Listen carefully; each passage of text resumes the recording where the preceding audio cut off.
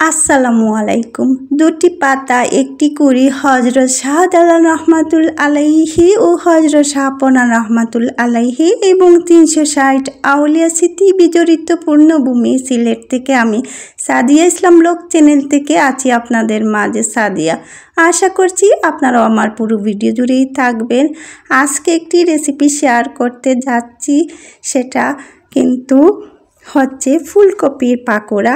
আমি আমার স্টাইলেই এই পাকোড়াটা করে নিলাম আর সেটি আপনাদের সাথে একটু শেয়ার করে নিলাম। তো প্রথমেই দেখতে পেলেন একটি ফুলকপি আমি খুব সুন্দর করে ধুয়ে ছোটো ছোটো টুকরো টুকরো করে সেদ্ধ করে নিলাম আর একটা ঝুড়িতে পানি জড়িয়ে নিলাম। সেদ্ধ করার সময় শুধু অল্প পরিমাণ লবণ দিয়েছিলাম আর তেমন কিছুই দেইনি। বেশি সেদ্ধ করতে যাবেন না, কেননা ফুলকপি কিন্তু নরম, তাড়াতাড়ি সেদ্ধ হয়ে যায়। আর এখানে আমি একটি বাটিতে নিলাম পরিমাণ মতো ময়দা, তারপর অল্প পরিমাণ লবণ, 5 ফোড়নের গুঁড়া, হলুদের গুঁড়া, মরিচ গুঁড়া সব কিছু দিয়ে আমি খুব ভালো করে মিলিয়ে নিলাম। তারপর একটি ডিম ফেটিয়ে দিয়ে দিলাম। আমি এখনও কোনো পানি অ্যাড করিনি। এই মিশ্রণটির সাথে ডিমটি খুব ভালো করে মিলিয়ে নিচ্ছি। আর যদি এখন পানি দিতে যাই তাহলে সব কিছু দলা পেকে যাবে। এখানে কিন্তু আমি বেসন বা চালের গুঁড়ো অ্যাড করিনি, শুধু ময়দা দিয়েছি আর সেটি দিয়েই কিন্তু আমি এই পাকোড়াটা বানিয়ে নেব।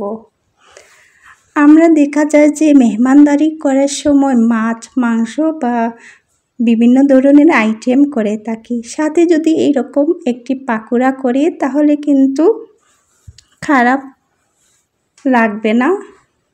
আনকমন একটা রেসিপি মেহমানদের সামনে সহজেই দিতে পারবো। তো এবার আমি পানি দিয়ে দিলাম আর পানি দিয়ে খুব ভালো করে আমি মিশ্রণটা মিক্স করে নিলাম। এখন তেলটা আমি গরম করতে বসিয়ে দিলাম একটি কড়াইতে। আর যে ময়দা এবং ডিমের সব কিছু মিশ্রণ আমি এই ফুলকপির মধ্যে লাগিয়ে নিলাম। এখন তেলের মধ্যে ছেড়ে দিলাম আর এভাবে কিন্তু সব ফুলকপির পাকোড়াগুলো ভাজা ভাজা করে নিব। ফুলকপির এই পাকোড়া কিন্তু অনেক মজাদার হয়। আমি শুধু ময়দা দিলাম, চালের গুঁড়ি দিলাম না, কেননা চালের গুঁড়ি দিলে একটু শক্ত বা কুড়মুড়ে হয়ে যায়, যেটা আমার কাছে ভালো লাগে না। যেভাবে পরিবারের সবাই খেতে চাই আমি কিন্তু সেভাবেই সব কিছু রান্না করি, অর্থাৎ পরিবারের পছন্দের অনুযায়ী। চুলার আঁচটা কিন্তু আমি খুবই অল্প রাখছি, যাতে করে পুরা না লেগে যায়। কেননা চুলার আঁচটা যদি বাড়িয়ে দিই তাহলে উপরের দিকটা বেশি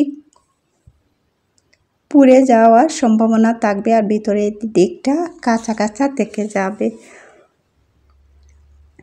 এভাবে আমি সব পাকোড়াগুলো ডুবো তেলের মধ্যে ভেজে নেব।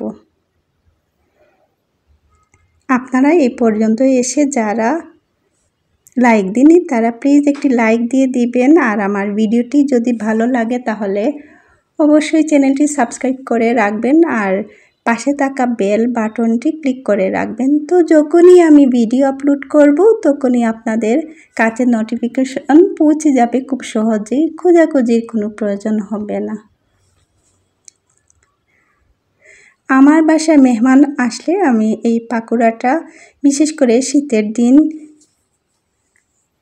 এই করে থাকি বা মেহমানদের সামনে দিয়ে থাকি। তো দেখুন আমার পাকোড়াটা সবগুলো হয়ে গিয়েছে আর পরিবেশনের জন্য একটি প্লেটে নিয়ে নিলাম। তো সবাই ভালো থাকবেন, সুস্থ থাকবেন। আপনাদের মাঝ থেকে বিদায় নিচ্ছি। আল্লাহ হাফিজ।